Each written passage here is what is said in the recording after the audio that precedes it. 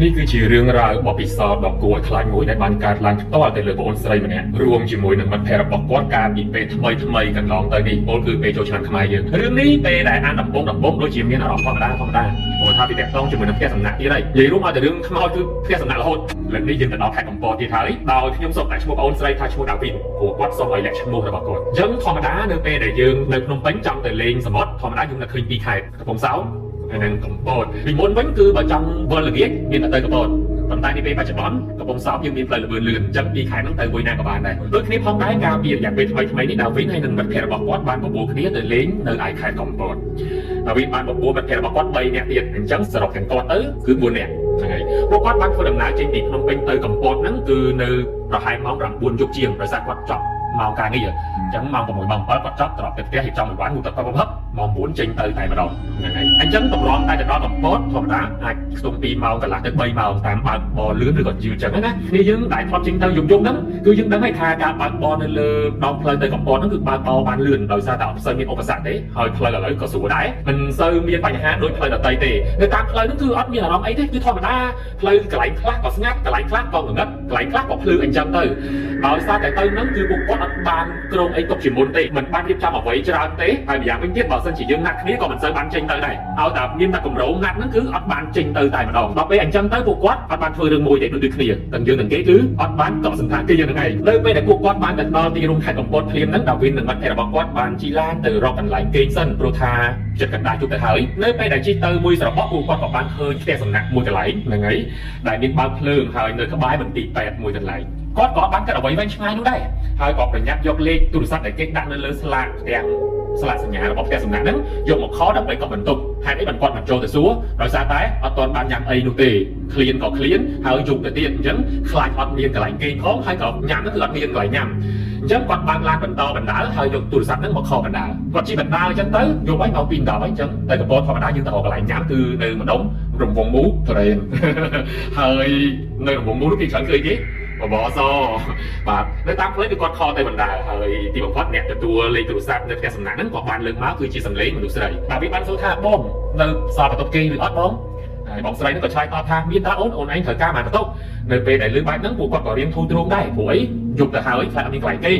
ហើយម្យ៉ាងទៀតគឺថ្ងៃបុណ្យទានហើយចូលឆ្នាំទៀតមិនស្រាប់អីគឺអត់មានកន្លែងគេងទេទៅប៉ះអីប៉ះចំកន្លែងហ្នឹងគឺនៅសល់បន្ទប់ឲ្យពួកគាត់អញ្ចឹងគាត់សប្បាយចិត្តមែនទែនធូរទ្រង់ខ្លាំងមែនទែនហើយធម្មតាគាត់អត់មានកម្រងទេឡើងមកចូលឆ្នាំថ្ងៃទី1អញ្ចឹងគាត់គិតថាប្រហែលជាថ្ងៃទី1នៅភ្នំពេញតែ4នាក់គាត់ជាមួយមិត្តភក្តិហ្នឹងគឺមានកម្រងថាចូលឆ្នាំនៅភ្នំពេញទេមែនទែនទៅប៉ុន្តែទីបំផុតក៏សម្រេចនាំគ្នាទៅឲ្យមកលេងកំពតគេទៅអញ្ចឹងណាទៅពួកគាត់អត់បានកក់កន្លែងទេហើយបានឡើងមកបណ្ដាអីបណ្ដាគិតថាមិនដឹងមានកន្លែងគេងអត់ទេមិនដឹងមានកន្លែងគេងឬក៏អត់ទេនៅតាមផ្លូវគាត់ក៏បានជិះយានខទៅផ្ទះសំណាក់មួយចំនួនដែរប៉ុន្តែគឺគេពេញទាំងអស់តែម្ដងពេលដែលគាត់នៅឃើញខក៏ផ្ទះសំណាក់ហ្នឹងគឺនៅពាក់កណ្ដាលផ្លូវទៅហើយអញ្ចឹងគាត់ខ្ជិលបងមកវិញណាអញ្ចឹងទៅបើសិនជាយ៉ាងច្រើនមិនមានកន្លែងគេងទេត្រឡប់មកវិញមកព្រួយធំកបតហ្នឹងអញ្ចឹងណាគាត់គិតបែបហ្នឹងនៅពេលលើបែបហ្នឹងគាត់ធូរទ្រង់ហើយដល់វិញក៏បានសួរពីតម្លៃបន្ទប់ចរចាជាមួយបងស្រីដែលលើកទូរស័ព្ទហ្នឹងមួយស្របក៏បានដឹងពីតម្លៃបន្ទប់ហ្នឹងគឺធូរថ្លៃសមរម្យធម្មតាគាត់ខ្លាចគេកោគាត់គេចូលឆ្នាំតែអត់ទេគឺបន្ទប់ហ្នឹងគឺធូរថ្លៃសមរម្យតែម្ដងមានទាំងម៉ាស៊ីនត្រជាក់ទៅទៀតអញ្ចឹងពួកគាត់ក៏សម្រេចចិត្តយកបន្ទប់ដែលនៅសល់តែម្ដងព្រោះមែនតើទៅម្ចាស់ផ្ទះហ្នឹងគាត់ប្រាប់ថាមាននៅសល់តែ2បន្ទប់ទេខ្លួនឯងយកអត់គាត់ប្រាប់ថា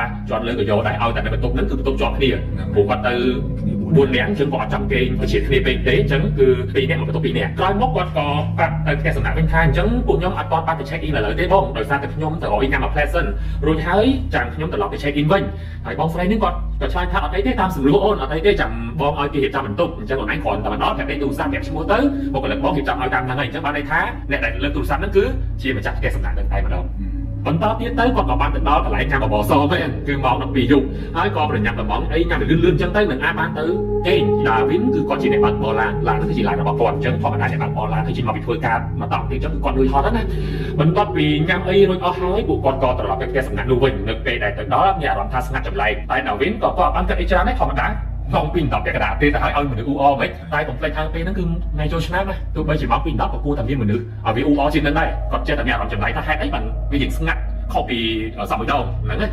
ណាព្រោះគេទៅដើរលេងពួកគាត់ក៏ដើរចូលទៅដល់តុទទួលភ្ញៀវរបស់គេហើយគាត់បានប្រាប់ថាខ្ញុំបានកប់មុននឹងហើយឲ្យលេខទូរស័ព្ទឲ្យឈ្មោះគេអញ្ចឹងទៅហើយគាត់បញ្ជាក់ដែរថាពេលដែលខលជួបជាមួយនឹងសម្លេងមនុស្សស្រីប៉ុន្តែនៅពេលដែលទៅដល់គឺគាត់ជួបបុគ្គលិកប្រុសតែប៉ុណ្ណោះហើយតែម្នាក់ទេដែលនៅរោងចក្រផ្ទះសម្រាប់ទាំងមូលហ្នឹងគឺមានតែម្នាក់តែប៉ុណ្ណោះក្រោយពីបំពេញក្រដាស់អីនានាសពគ្រប់បែបយ៉ាង check in ហ្នឹងហើយពួកគាត់ក៏បានទទួលសោពីបុគ្គលិកប្រុសម្នាក់នោះហើយម្នាក់ប្រុសហ្នឹងគាត់បាននិយាយថា ខ្ញុំឡើងទៅរៀបចំបន្ទប់ឲ្យបងរួចរាល់ហើយខ្ញុំក៏បានបើកភ្លើងហើយនឹងបើកម៉ាស៊ីនត្រជាក់ទុកជូនបងរួចរាល់ជាស្រេចអញ្ចឹងបងអាចឡើងទៅសម្រាប់បានតែម្ដងគឺនៅជាន់ទី4ខាងលើគេបំផុតតែសំណាក់មាន4ជាន់គាត់នៅជាន់ទី4តែម្ដងហើយបន្ទប់របស់បងគឺទាំងពីរគឺនៅជាប់គ្នាអញ្ចឹងណាហើយបន្ទប់នោះស្អាតមែនតើបងព្រោះនៅខាងក្រៅគឺមានវេរ៉ង់ដាធម្មតានៅលើគេមានវេរ៉ង់ដាមានតុទទួលភ្ញៀវអីចឹងតុគេអង្គុយញ៉ាំអីលេងអញ្ចឹងណាគាត់ស្ដាប់ហើយក៏មានអារម្មណ៍ថាយើងសប្បាយចិត្តដែរគាត់ក៏បន្តថាពេលនោះគឺខ្ញុំមានអារម្មណ៍ថាចម្លែកម្លេះព្រោះផ្ទះសំណាក់នេះមើលទៅការទទួលភ្ញៀវរបស់គេគឺល្អម្យ៉ាងមើលទៅរបៀបគេទទួលពាក់យើងហ្មងអញ្ចឹងណាហ្នឹងហើយហើយទន្ទឹមនឹងពេលឆ្ងល់នោះពួកខ្ញុំក៏បានអរគុណបុគ្គលិកប្រុសនោះហើយក៏បាននាំគ្នាយកអីវ៉ាន់ឡើងទៅលើតែម្ដងទៅព្រោះអីគេអីវ៉ាន់ពួកគាត់ក៏អត់បានត្រៀមអីមកច្រើនដែរព្រោះមកគេតែ2យប់ទេបានថាគេយប់ហ្នឹងស្អែកឡើងគាត់ទៅលេងទឹកអីបន្តទៀតហើយគាត់ត្រឡប់ទៅវិញតែម្ដងគាត់ចង់ទៅឆ្លងឆ្នាំនៅវត្តភ្នំនៅភ្នំពេញវិញអញ្ចឹងណាហ្នឹងហើយមកទទួលក្លិនសមុទ្រអីតែពីការស្អីគេវីតាមីន C តែ2យប់អីចឹងទៅអញ្ចឹងអីវ៉ាន់គាត់ស្រាទេអញ្ចឹងគាត់ត្រូវការឲ្យតាគេជួយលើកគាត់ដែរទោះបីជាពួកគាត់សិតតែស្រីទាំងអស់ក៏ដោយចុះពេលឡើងទៅដល់ជាន់ទី4ពួកគាត់ភ្ញាក់ឲ្យព្រើតែម្ដងព្រោះថានៅជាន់ទី4ហ្នឹងគឺមានតែពីបន្ទប់ឯគាត់គឺបន្ទប់ពួកគាត់ហ្នឹងឯងហើយនៅពេលដែលទៅដល់គឺគាត់សង្កេតឃើញនៅខាងក្រៅគឺមានតុសាឡុងដូចបុគ្គលិកហ្នឹងនិយាយមែនហើយធម្មតាទាំងយើងទាំងគេទៅដើរលេងយប់នឹងគេចុះប្រហែលជាអត់ទេព្រោះមានសាឡុងនៅខាងក្រៅមានភ្លើងបាញ់ទៅសាឡុងហ្នឹងទៀតអញ្ចឹងណាតែយើងទាំងគេយ៉ាងច្រើនទៅងូតទឹកហើយត្រឡប់មកវិញគឺចាប់ដើមផាត់ស៊ីជប់លៀងឈីហីអញ្ចឹងពួកគាត់បានដឹងទេថាបន្ទប់ដែលគាត់កក់ពីនៅជាន់លើគេបងអស់ហ្នឹងគឺមានតែពីបន្ទប់គត់តែម្ដងមានអារម្មណ៍យ៉ាងតានតឹងដែរប៉ុន្តែក៏មានអារម្មណ៍យ៉ាងស្រឡះហើយសប្បាយចិត្តដូចគ្នាអញ្ចឹងមិនដឹងថាគួរតែសប្បាយចិត្តឬក៏អត់សប្បាយចិត្តទេដោយសារតែនៅដាច់ដោយឡែកពីគេហើយជាមនុស្សស្រីទាំងអស់ទៀតតែបើនិយាយពីភាពឯកជនភាពវិញគឺសុបាយណោះហ្នឹងហើយនៅមុខបន្ទប់ទាំងពីរហ្នឹងគឺទីធ្លាធំទូលាយមានខ្យល់បក់មកប៉ះខ្លួនគឺតែជាក់ស្រឹមតែម្ដងពួកគាត់ក៏គិតថាងូតទឹកហើយនឹងត្រឡប់មកញ៉ាំអីឈៀទៅពីមុខបន្ទប់របស់គាត់នៅពេលនោះគឺម៉ោង 12 កន្លះជាងយប់ទៅហើយកន្លែងនោះមើលទៅដំណងអង្គុយលេងបានពួកគាត់ទាំង3ទាំង4នាក់ហ្នឹងក៏មានអ្នកខ្លះក៏ចុះទៅទិញស្រាបៀរចឹងទៅអ្នកខ្លះក៏ចូលងូតទឹកហ្នឹងហើយអញ្ចឹងមានម្នាក់ដែលរៀបចំតុកនឹងជួសសម្អាតអញ្ចឹងទៅព្រោះយប់ហើយមានបុគ្គលិកណាមកជួសសម្អាតឲ្យពួកគាត់ទេអញ្ចឹងពីរនាក់នាំគ្នាទៅទិញប៊ីយ៉ាទិញតកម្នាក់រៀបចំបោះសម្អាតជូននៅមុខហ្នឹងហើយគាត់ក៏សុំទេទៅងូតទឹកពួកគាត់ហ្នឹងបើកឡានក៏ហត់ងឿជាងគេមួយគេទៀតអញ្ចឹងគាត់ស្អិតខ្លួនខ្លាំងណាស់ពេលដែលគាត់ចូលទៅដល់ក្នុងបន្ទប់ហ្នឹងបើកភ្លើងហើយតែបើកភ្លើងតែមួយព្រោះគេបើកភ្លើងចាំយើងគេមិនបើកភ្លើងពេញបន្ទប់អញ្ចឹងបើកទ្វារពឹងគាត់ឃើញកងតាក់ពីរកងតាក់មួយហ្នឹងគឺកងតាក់បើកភ្លើងរួចរាល់ជាស្រេចតែវាឃើញងុំស្អាតពេកគាត់ក៏យកដៃបើកកងតាក់មួយទៀតដល់ពេលបើកពឹងអត់ភ្លើងទាំងអស់អញ្ចឹងបានថាកងតាក់នឹងខូចអីគាត់ក៏សម្រេចចិត្តដើរទៅរកកងតាក់ដទៃនៅក្នុងបន្ទប់ហ្នឹងគេក៏មានកងតាក់ដទៃព្រោះឃើញភ្លើងអស់ទេស្រាប់តែពេលដែលគាត់ដើរទៅរកកងតាក់ផ្សេងទៀតហ្នឹងគាត់មានអារម្មណ៍ថានៅក្នុងបន្ទប់ហ្នឹងសិតតែដីគាត់ដើរជន់បាត់ជើងរបស់គាត់សិតតែដីព្រោះគាត់ដោះបែកជើងដាក់លើក្បែរទ្វារបន្ទប់ហ្នឹងមើលទៅដូចជាមិនបានសម្អាតយូរមកហើយដូចជាគ្មាននរណាគេដែលបានមកសម្រាកឬក៏ធ្វើការបោះសម្អាតនៅក្នុងបន្ទប់ហ្នឹងទេហើយមិនក៏បងប្រុសម្នាក់ហ្នឹងប្រាប់ថាបោះសម្អាតហើយគាត់ឆ្ងល់ហើយហ្នឹងគាត់បានឃើញកងតាក់មួយនៅក្បែរបន្ទប់ទឹកគាត់ក៏បានដើរទៅកាច់ភ្លើងហ្នឹងឲ្យភ្លឺស្វាងចេះអញ្ចឹងណាដល់ពេលភ្លឺពឹបស្រាប់តែបន្ទប់ហ្នឹងប្រែទៅជាស្អាតទាំងអស់អត់ដូចអ្វីដែលគាត់គិតពេលដែលគាត់ដើរចូលមកកាច់កងតាក់ហ្នឹងទេគឺមានរបៀបរៀបរយដោយបងប្រុសហ្នឹងនិយាយមែនអញ្ចឹងគាត់ឆ្ងល់ណាស់តែដោយសារតែអស់កម្លាំងខ្លាំងពេកខ្ជិលគិតអីច្រើនគាត់ក៏ងូតទឹកហើយប្រញាប់ចូលគេងតែម្ដងនៅពេលដែលងូតទឹកហ្នឹងគឺស្ថានភាពធម្មតាទាំងអស់ស្រាប់តែសុំគាត់ឮសូរសំឡេងមនុស្សនៅក្នុងបន្ទប់បានថាគាត់កំពុងតែងូតទឹកស្រាប់តែឮសូរដូចណាគេកំពុងតែធ្វើអីនៅក្នុងបន្ទប់ហ្នឹងគាត់គិតថាប្រហែលជាមិត្តភក្តិគាត់ម្នាក់ទៀតចូលមកក្នុងបន្ទប់ហ្នឹងស្រាប់តែឮសូរសម្រាប់ជើងមនុស្សដើរមកឈរមុខបន្ទប់ទឹកហ្នឹងតែម្ដងនៅពេលហ្នឹងគាត់ព្យាយាមមើលតាមប្លោះធម្មតាបន្ទប់ទឹកឈើទ្វារឈើហ្នឹងគឺមានប្លោះឆ្លុតដែលយើងអាចមើលពីខាងក្នុងចេញទៅក្រៅបានគាត់អត់ឃើញជើងណាគេអត់មានឃើញណាគេទាំងអស់នៅខាងក្រៅបន្ទប់ទឹកហ្នឹងពេលហ្នឹងគាត់ក៏ស្រែកសួរថាណាគេចូលមកក្នុងមែនស្ងាត់ជាស្នោះអត់មានណាគេឆ្លើយតបទេហើយគាត់ក៏ស្រែកបែបលេងសើចថាហេឡូកុំលេងបន្លាចគ្នាវើយវាចឹងណាអត់ខ្លាចទេវើយប្រចាំចេញទៅត្រោមខ្លួនរបស់អញគាត់និយាយចឹងណាស្រាប់តែគាត់លឺសូរសំឡេងបិទទ្វារទូទឹកកកនេះលុកដាំតែម្ដងទាំងតែគាត់នៅក្នុងបន្ទប់ទឹកណាអូពេលអញ្ចឹងគាត់ស្រែកជេរតែម្ដងណែហើយគាត់ទៅខ្លាំងណាស់ណាសោះវើយគាត់ទេគាត់គិតថាមិត្តភក្តិរបស់គាត់បាត់ចឹងណាស្រាប់តែមានណាគាត់ទៅស្រែកប៉ុណ្ណឹងបឹងចប់ហើយលើកនឹងសំឡេងគូទ្វារបន្ទប់ទឹកគាត់ហ្មងដាំហ្មងរបៀបដូចនេះដាក់ពឹងចេះទៅលើទ្វារនោះតែម្ដងគាត់មកពីកាត់ទីផ្សែងពូកោជួបខ្លួនហើយអត់គ្នាជាមកមើលគាត់គិតថាមិត្តភក្តិរបស់គាត់ប្រាំងគាត់ចឹងណាចេញមករឿងម្នាក់គាត់មានដែរអត់មានតែម្ដងដល់ពេលចឹងបើយើងវិញគិតវិញពួកយើងធ្លាប់នៅផ្ទះដែលមានទ្វារឈើឯងធ្លាប់ទេជួបមកវិស័យដូចនេះទ្វារហ្នឹងអត់មានណាគេប៉ុន្តែវាសុកដូចទ្វារវារីករាយដល់ហើយវាខូចញ៉ាំអញ្ចឹងវារបៀបខ្ទាស់ជាមួយកលឿនហើយបន្ទាប់មកវាលឺសូរក្តឹងតែឯងសម្រាប់អ្នកដែលអត់ដែរប្រើប្រាស់ទ្វារឈើនិយាយបែបហ្នឹងគឺគាត់ប្រហែលជាអត់ជឿទេតែខ្ញុំជឿដោយសារគេផ្ទះយើងនៅភ្នំពេញគឺមានទ្វារឈើហ្នឹងហ ហើយសុខភាពយ៉ាងចឹងភ័យម្ដងដែរចាប់លុបឡើងទៅហ្នឹងអញ្ចឹងគាត់គិតថាមកពីទ្វារបន្ទប់ទឹកហ្នឹងទ្វារឈើអញ្ចឹងអាការដែលគាត់លឺគ្មានណាគេគោះទេព្រោះគាត់ខំមើលតាមអាឆ្លូតហ្នឹងដែរក៏អត់ឃើញមនុស្សដែរហើយស្រាប់ហ្នឹងហើយអញ្ចឹងទេគឺគាត់គិតថាប្រហែលជាទ្វារបន្ទប់ទឹកជាទ្វារឈើអញ្ចឹងទៅវាមានវាខូចទៅលឿនអញ្ចឹងណាក៏វាផ្ទាត់ជាមួយនឹងអាងាំហ្នឹងទៅឬសូក្តឹងអញ្ចឹងទៅហ្នឹងហើយអញ្ចឹងគាត់ក៏ចេះតែគិតក្នុងចិត្តថាអញ្ចឹងណាគេបិទទូទឹកកកបាញ់មិញហ្នឹងហើយឬសូក្តឹងហ្នឹងណាគឺទ្វារឈើមួយយ៉ាងហើយប៉ុន្តែណាគេជាអ្នកបិទទ្វារទូទឹកកកបាញ់មិញហ្នឹងគាត់ក៏បានទៅបើកពាំងណនមើលពីក្នុងបន្ទប់ទៅតាមមាត់អួចហ្នឹងណាគឺឃើញមិត្តភក្តិរបស់គាត់កំពុងតែផឹកស៊ីជុំគ្នាមែនតែមានតែពីរនាក់ឯងបាត់ម្នាក់ដល់ពេលគាត់ស្រែកសួរពីក្នុងបន្ទប់ទៅគាត់សួរថាចុះអាស័យទៅណាមិត្តភក្តិបាត់ហ្នឹងគឺឈ្មោះអាស័យហើយមិត្តភក្តិរបស់គាត់ក៏ប្រាប់ថាអូអាស័យវាទៅទិញទឹកកកព្រោះអស់អញ្ចឹងគាត់ក៏គិតថាអូអញ្ចឹងអ្នកដែលបិទទូទឹកកកបាញ់មិញប្រហែលជាអាស័យឯងហើយប្រហែលជាគាត់សម្បត្តិអីចឹងទៅជឹកបិទទូទឹកកកក៏រៀងខ្លាំងអញ្ចឹងណាអញ្ចឹងទេគាត់ក៏ជូតសម្អាតខ្លួនអញ្ចឹងទៅរួចក៏ចូលគេងអញ្ចឹងទៅបានមួយស្របក់គាត់ក៏លឺសូគ្នាគាត់ហ្នឹងចូលមកងូតទឹកម្ដងម្នាក់ស្រាប់តែទឹកបាក់ចេញបន្ទាប់មកពួកគាត់ក៏បានស្រែកសួរខ្ញុំថាម៉េចក៏អត់ចេញទឹកអញ្ចឹងគាត់និយាយអញ្ចឹងណាស្រាប់តែគាត់ឆ្លើយតបវិញថាមានណាមិនឯងងូតទឹកចេញធម្មតាតាគាត់និយាយចាប់ភ្លាមពឹងទឹកចេញមកបណ្ដោយអត់មានអីទេគាត់ក៏បន្តគេងទៅវិញទៅប៉ុន្តែពួកគាត់បានចេញទៅក្រៅបន្ទប់និយាយគ្នាបន្តទៀតមិត្តភក្តិរបស់គាត់ហ្នឹងពេលដែលងូតទឹកហើយគឺទៅបន្តឈាបន្តទៀតនៅពេលដែលអង្គុយនិយាយលេងជាមួយគ្នាអញ្ចឹងទៅមានបុគ្គលិកប្រុសឡើងមកប្រាប់ថាបងបើសិនជាបងនឹងអង្គុយញ៉ាំនិយាយគ្នាអញ្ចឹងអត់អីទេនៅអាចបន្តទៀតបានប៉ុន្តែនៅពេលដែលបងចូលសម្រាប់ជួយបិទភ្លើងឲ្យខ្ញុំផងព្រោះខ្ញុំអត់បានឡើងមកម្ដងទៀតទេនិយាយតែប៉ុណ្្នឹងគឺរត់ចុះទៅក្រោមមកវិញគឺភ័យនឹងខ្លាចអីម្យ៉ាងគឺផ្អើវិញណាគឺរត់ចុះទៅវិញហ្មងចំណែកឯខ្ញុំវិញនៅក្នុងបន្ទប់មានអារម្មណ៍ថាមិនមែននៅតែម្នាក់ឯងទេខ្ញុំបានសំណំគេឲ្យលោកឯងប៉ុន្តែគេអត់ស្កប់សោះស្រាប់តែខ្ញុំដឹងខ្លួនម្ដងទៀតនៅពេលដែលគ្នាខ្ញុំចូលមកគេគាត់បានប្រាប់បែបហ្នឹងបន្ទាប់មកគេក៏បានយកដៃមកប៉ះខ្ញុំនៅក្បែរកយដៃរបស់ខ្ញុំមានកន្ទួលឆោតវែងដូចជាឡើងមកទីត្រអាហើយដោយសារតែគាត់គឺមានជំងឺអាឡែហ្ស៊ីពេលដែលមេឃចុះត្រជាក់ហើយប៉ះចំជាមួយកាមេរ៉ាពុកកាមេរ៉ាអីបើសន្តាគារអញ្ចឹងណាពេលនោះទោះបីជាវាល្ងិតគាត់ក៏បានយកដៃមកស្ទាបចឹងទៅគឺឡើងកន្ទួលហើយមានរៀង30គាត់ឆ្លងតែទេ30អីគេគាត់ក៏ចាប់តាមយកទូរស័ព្ទមកឆ្លងមើលវាឈាមហើយឈាមមិនច្រើនរបៀបឈាមបែបនេះកូនអីយ៉ាងចឹងណាហ្នឹងហើយគាត់មិននឹកស្មានថាស្នាមនៅលើដៃរបស់គាត់គឺមានស្នាមកញ្ចក់រហូតដល់4ម្រាមដូចគេយកដៃ4មកឆ្កូតទៅលើដៃរបស់គាត់ក្បែរកយដៃចឹងហើយស្នាមនោះហាក់ដូចជានៅថ្មីនៅឡើយពេលនោះគឺគាត់ចាប់ផ្ដើមមានអារម្មណ៍ថាភ័យខ្លាចណាស់ព្រោះថាគាត់មិនបានចេញទៅខាងក្រៅទៅប៉ះពាល់អ្វីនោះឡើយហើយយល់សពមិនដឹងជាឃើញអីខ្លះទេដែលពេលដែលគាត់បិទភ្នែកទៅមកប្រើហ្នឹងណាគឺឃើញមនុស្សស្ទើរតែមិនស្គាល់មុខហើយមិនដឹងជានៅកន្លែងណាទេទីនោះគាត់អត់ដែរស្គាល់នោះឡើយហើយស្នាមនោះមានតែ4ម្រាមតែម្ដងម្រាមកណ្ដាលគឺហូរឈាមខាងជាងគេនៅពេលដែលមិត្តភក្តិរបស់គាត់មិនទាន់សួរនោះគាត់មានអារម្មណ៍ឈឺទាំងអស់ស្រាប់តែគេសួរគាត់ចាប់ផ្ដើមឈឺកាហាយយកតែម្ដងធម្មតាទេយើងមុតអីនៅពេលហ្នឹងគាត់ឈឺតែដល់ពេលចាប់ផ្ដើមដឹងយើងក៏ដោតទៅលើកន្លែងហ្នឹងគឺវាកាហាយវាឈឺចឹងឯងក្រោយមកទៀតគឺម៉ោងជាង2គាត់នៅតែគេងមិនលក់សោះគ្រាន់តែចិត្តលក់មកភាំងគាត់បានលឺសូរសំឡេងគោតតុកមួយពួកគាត់ភ្ញាក់មកម្ដងទៀតនិយាយរួមទីអត់ស្កប់តែម្ដងគាត់បើកភ្នែកមកប្រឹមស្រាប់តែគាត់ឃើញបរិសមិនដឹងឬក៏ស្ត្រីមិនដឹងទេសមោវាខ្មៅណាមានធំហើយគាត់គិតថាប្រហែលជាប្រុសហើយគឺធំខ្ពស់ឈរនៅចំជើងគាត់តែម្ដងគាត់មើលមកវាច្បាស់ទេតំណងជាគេឈរស្ងៀមជាងរបៀបហើយថ្មីសសព្រើគាត់មានអារម្មណ៍ថាខ្លាចណាស់ទាំងតែមើលមុខវាអត់ច្បាស់ទេហើយដៃគេចង្អុលមកចំកណ្ដាលមុខគាត់តែម្ដងគាត់ភ័យហើយគាត់ក៏ស្រែកថាអើយរបៀបចឹងណាមនុស្សដែលភ័យតែចម្លែកថាស្រែកយ៉ាងម៉េចក៏មិនប្រហែលតែគេខ្លាចគាត់អត់លឺដែរ